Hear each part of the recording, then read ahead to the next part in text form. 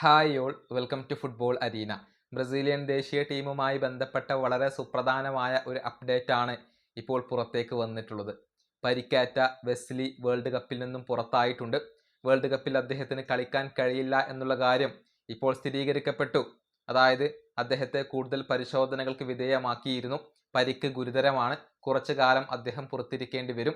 അതുകൊണ്ട് തന്നെ വേൾഡ് കപ്പിൽ അദ്ദേഹത്തിന് കളിക്കാൻ കഴിയില്ല. വെസ്ലി ഇപ്പോൾ പുറത്തായി കഴിഞ്ഞിട്ടുണ്ട് എന്നുള്ളത് മാത്രമല്ല, ആഞ്ചലോട്ടി പകരക്കാരനെ ടീമിലേക്ക് വിളിക്കുകയും ചെയ്തിട്ടുണ്ട്. ഗ്ലോബോ ഇക്കാര്യം റിപ്പോർട്ട് ചെയ്തിട്ടുണ്ട്. അതായത് റൈറ്റ് ബാക്കിനെയല്ല ഇപ്പോൾ ആഞ്ചലോട്ടി കൊണ്ടുവന്നിട്ടുള്ളത്, മറിച്ച് മധ്യനിരയിലേക്ക് ഒരു താരത്തെ കൊണ്ടുവരികയാണ് ചെയ്തിട്ടുള്ളത്.